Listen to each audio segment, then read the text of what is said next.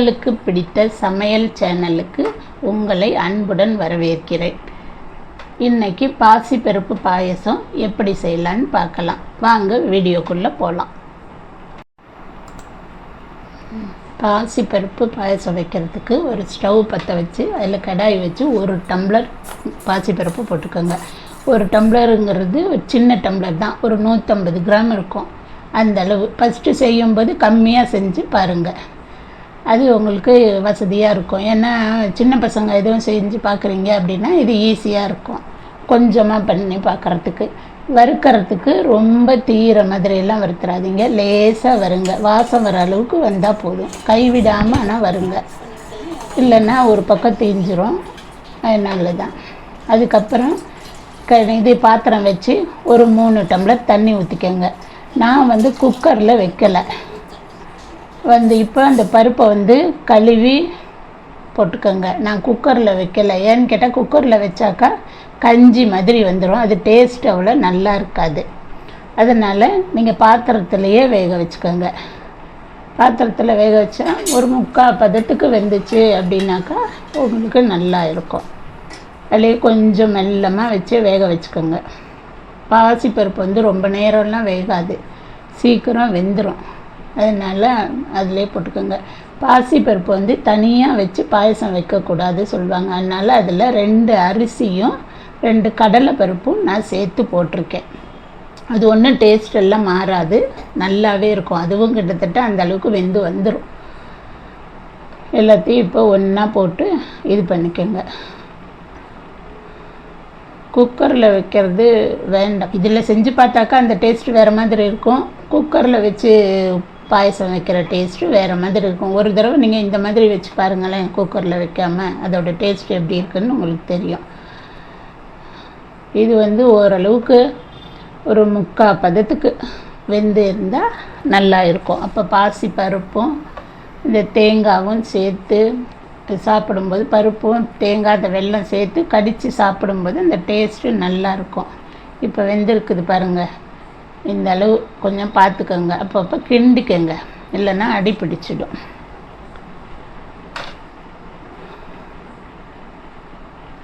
இப்போ நல்லா வெந்துடுச்சான்னு ஒரு தடவை செக் பண்ணி 3/4 பதத்துக்கு வந்தது இறக்கிக்கோங்க.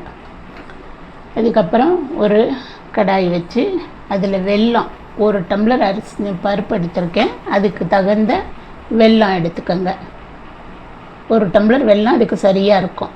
அதை கொஞ்சம் தண்ணி ஊற்றி நல்லா இது பாகு வர அளவுக்கெல்லாம் ஒன்றும் காய்ச்ச வேண்டாம், சும்மா அந்த கட்டியெல்லாம் கரையிற அளவுக்கு. ஏன்னா கல் மண் ஏதாவது தூசி இருக்கும், அதுக்காக நம்ம கொஞ்சம் அதை கரைச்சிட்டு அதை வடிகட்டிக்கலாம் நம்ம. இப்போ சரியாக இருக்கும். இதில் ஒரு சிலர்லாம் இது ஜவ்வரிசி எல்லாம் கூட போட்டெல்லாம் பண்ணுவாங்க, அந்த டேஸ்ட்டு வேறு மாதிரி இருக்கும் பருப்பு பாயசத்தில். நீங்கள் பருப்பு பாயசத்தை பருப்பும் தேங்காய் அந்த வெல்லம் அந்த டேஸ்ட்டோடு சாப்பிட்டு பாருங்கள், அது ரொம்ப நல்லாயிருக்கும். ஒரு முறை இப்படி செய்யுங்க, சிம்பிளாக தான் இருக்கும், அது ஒன்றும் ரொம்ப நேரமும் எடுக்காது. அது மாதிரி பண்ணி பாருங்கள், இந்த டேஸ்ட்டு நல்லாயிருக்கும் உங்களுக்கு. இப்போ வெல்லம் கரைஞ்சிருச்சு, இந்த அளவுக்கு கரைஞ்சாக்கா போதும். கரைஞ்சி வந்துடுச்சுன்னா போதும், சரியாக இருக்கும் நமக்கு. இப்போ இதை எடுத்து நம்ம வடிகட்டி பாயசத்தில் ஊற்றிக்கலாம்.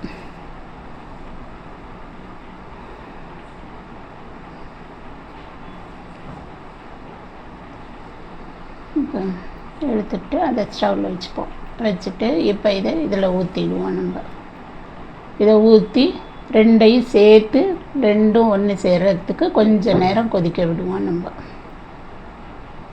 2ஐயும் ஒன்றா கலக்கிக்கோங்க. நல்லா கலக்கிட்டு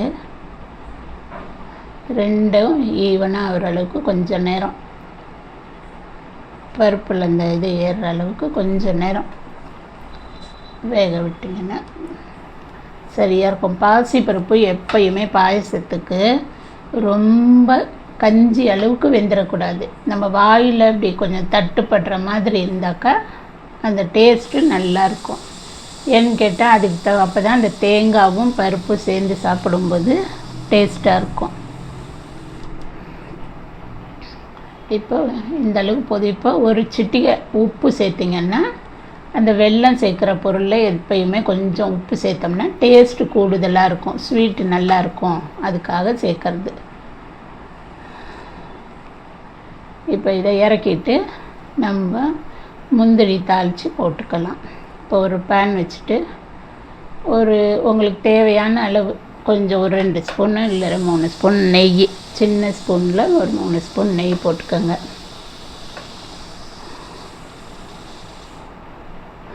அதில் முந்திரி,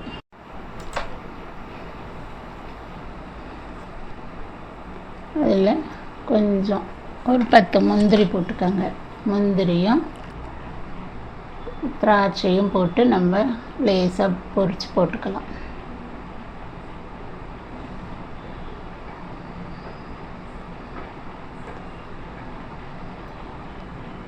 கொஞ்சம் முந்திரி கொஞ்சம் சிவந்த பிறகு திராட்சை போட்டிங்கன்னா கொஞ்சம் கரெக்டாக இருக்கும். இல்லைன்னா திராட்சை கொஞ்சம் தேஞ்ச மாதிரி வந்துடும். அதுக்காக இப்போ போடுங்க.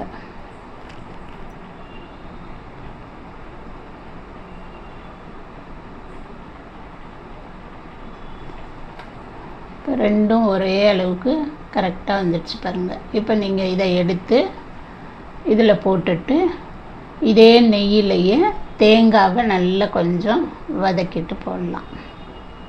இப்போ போதுமான அளவுக்கு செவந்துடுச்சு பாருங்கள். இதை அள்ளி எல்லாம் போட்டுக்கோங்க.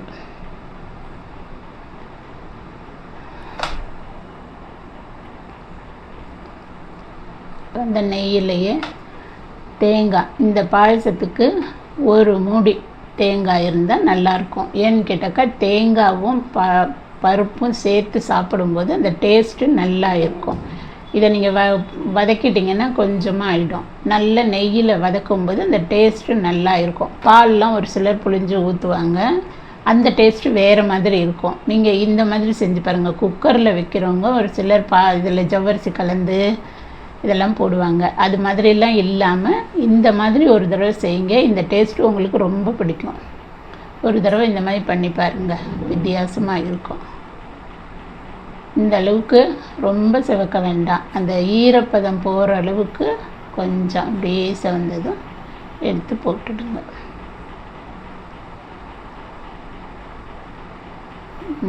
இந்த அளவுக்கு போதும் பாருங்கள். இப்போ இதை எடுத்து பாயசத்தில் போட்டுடுவோம். நம்ம இப்போ எல்லாத்தையும் சேர்த்து வச்சு கொஞ்சம் நேரம் கொதிக்க விடலாம். அந்த தேங்காவை லேசாக அந்த நெய்யில் பொரித்து போடும்போது, நெய்யில் வணக்கி போடும்போது அந்த டேஸ்ட்டு வித்தியாசமாக இருக்கும். அதுக்காக தான் கொஞ்சம் வணக்கிறது. இப்போ கிட்டத்தட்ட பருப்புக்கு கொஞ்சம் ஈக்குவல் கிட்ட தேங்காய் இருக்கும். அப்போ அந்த சாப்பிடும்போது நல்லாயிருக்கும். இப்போ 3 சேர்ந்து ஒரு கொதி வரட்டும்.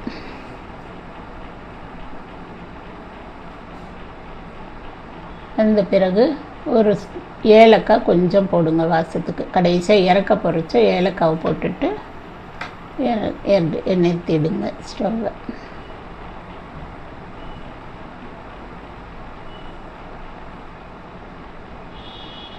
இந்த அளவுக்கு வந்துச்சுன்னா நல்லா இருக்கும். இப்போ நமக்கு சுவையான பாசிப்பருப்பு பாயசம் வந்திருக்கு. இதை நீங்கள் சாப்பிட்டு பார்த்துட்டு உங்களுக்கு பிடிச்சிருந்தா கமெண்ட் பண்ணுங்கள், சப்ஸ்கிரைப் பண்ணுங்கள், பெல் பட்டனை கிளிக் பண்ணுங்கள். நன்றி, வணக்கம்.